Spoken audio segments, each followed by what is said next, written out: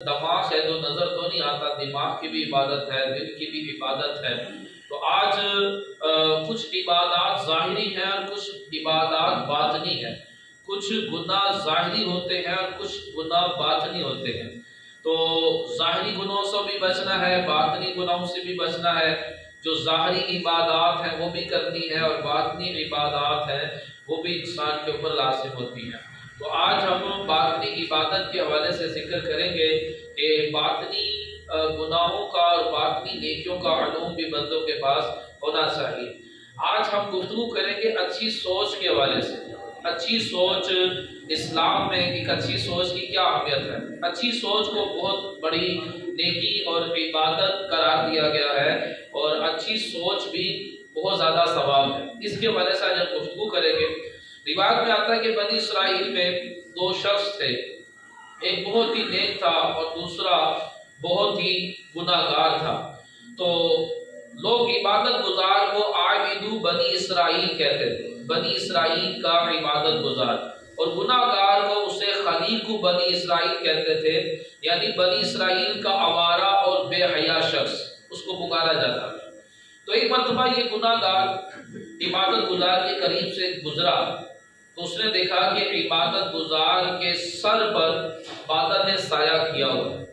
تو اب گناہ گار نے سوچا، اب اس کی سوچ، اس نے سوچا کہ میں تو نہایت ہی گناہ گار آوارہ بدکار انسان ہوں اور یہ اللہ تبارک و تعالیٰ کا نیک انسان ہے جس کے شب و روز اللہ تبارک و تعالیٰ کی عبادت میں گزرتے ہیں، چلو کچھ دیر میں اللہ کے اس نیک بندے کے پاس بیٹھ جاتا ہوں، اس کی مجھے برکتیں ملیں گی۔ اس نے صرف یہ سوچا اور یہ سوچ کر اس نیک انسان کے پاس بیٹھ گیا۔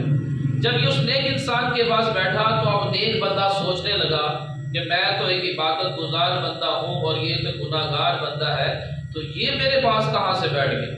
یہ تو میرے پاس بیٹھنے کے قابل ہی نہیں ہے۔ تو اس نیک انسان نے اس گناہ گار کو دھتکار دیا اور اسے وہاں سے اٹھا دیا۔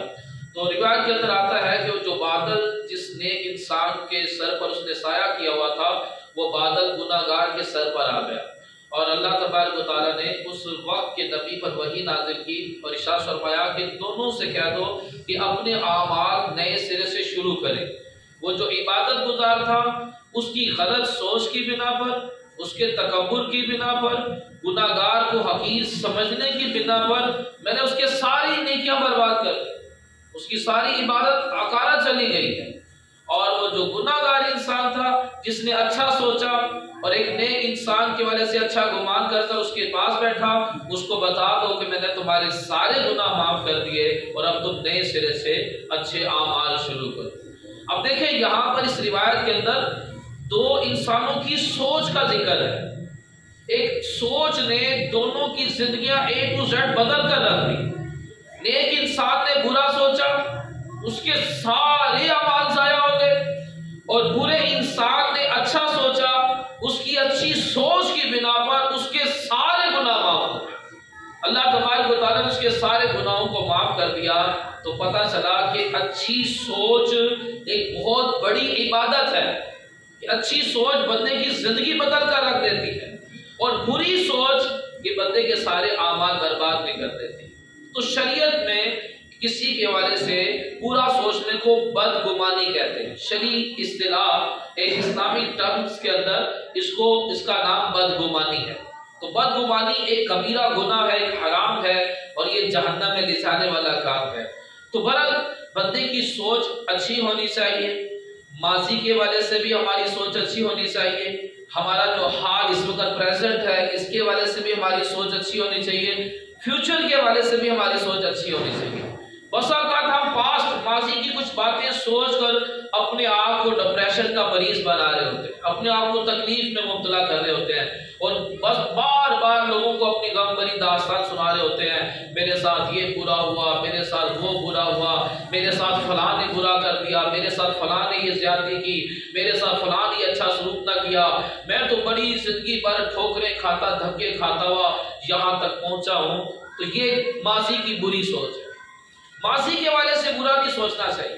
ماضی میں جو کچھ ہوا اس کو بھول جائے، اور اس پر بھی ماضی کے اندر اگر بندے کے ساتھ کچھ بھی برا ہوا، کچھ بھی اس کے ساتھ ظلم ہوا، اس کا کوئی نقصان ہوا تھا، تو نبی پاک صلی اللہ علیہ وسلم ارشاد فرماتے ہیں چند سالوں کے بعد اس کو اپنا وہ برائی، اپنی وہ مصیبت یاد آئی.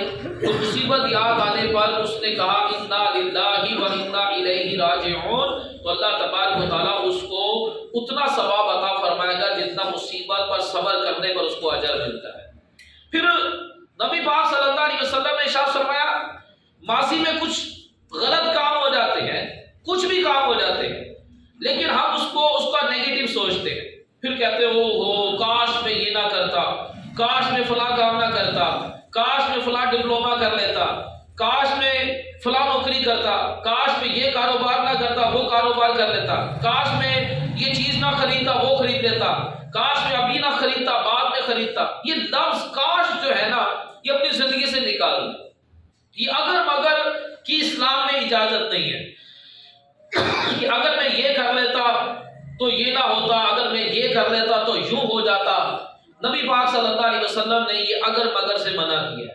تو ہم کہتے کہ یار میں یہ نہ کرتا تو یہ نہ ہوتا، اور اگر میں یہ کر لیتا یہ ہو جاتا. اب حدیث سنیں، نبی پاک صلی اللہ تعالی علیہ وسلم نے ارشاد فرمایا ماضی میں کوئی کام ہو گیا تو یہ نہ کہو کہ اگر میں یہ نہ کرتا تو یہ نہ ہوتا، بلکہ یوں کہو کہ جو اللہ نے چاہا وہ ہو گیا، کہ اگر مگر یہ شیطان کا دروازہ کھولتا ہے.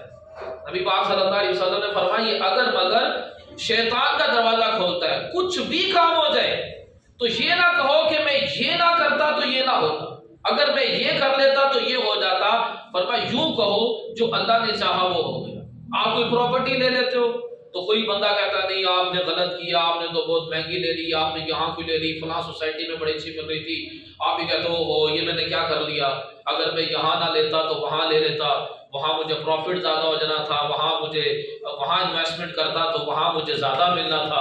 اور پھر بندہ سوچ سوچ کر اپنے آپ کو تکلیف دے رہا ہوتا ہے، اپنے آپ کو مصیبت میں مبتلا کر رہا ہوتا ہے. تو کوئی بھی آپ نے کوئی چیز خرید لی، کوئی ڈپلوما کر لیا، کچھ بھی ہو گیا، لوگ جس طرح مرضی کے کمنٹس دیں کہ یہ تم نے کیا کر دیا، تو آپ بھی ان کی باتوں میں نہ آئیں. آپ یہی جملہ بولیں کہ جو اللہ نے چاہا وہ ہو گیا، جو اللہ نے چاہا وہ ہو گیا.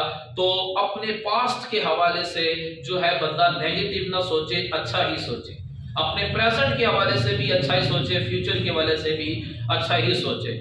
تو بس اوقات ہم ماضی کی باتیں سوچ کر جو ہے وہ اپنے آپ کو تکلیف پہنچا رہے ہوتے ہیں. ماضی کی باتوں سے اپنے آپ کو تکلیف نہیں دینا ہوتا. ماضی کو اپنا استاد بنا لیں، ماضی کو اپنا ٹیچر بنا لیں کہ ہم نے اس سے سیکھا ہے.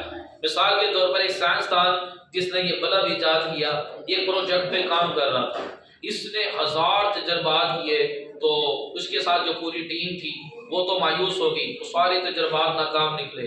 لیکن یہ بندہ مایوس نہیں ہوا. اس کی ٹیم نے کہا کہ ہم نے 1000 تجربات کیے، ہم نے تو اپنا ٹائم ضائع کیا. تو اس سائنسدان نے بھلا کیا جواب دیا؟ کہتا ہے کہ ہم نے 1000 غلط دروازے بند کر دیے، ہم نے 1000 غلطیاں اب دوبارہ کبھی بھی نہیں ہوں گی ہم سے. تو اس نے ماضی کو اپنا استاد بنا لیا کہ ہم نے جو غلطیاں کی ہیں وہ 1000 غلطیاں اب ہم سے دوبارہ نہیں ہوں گی، ہم نے 1000 غلط دروازے بند کر دیے.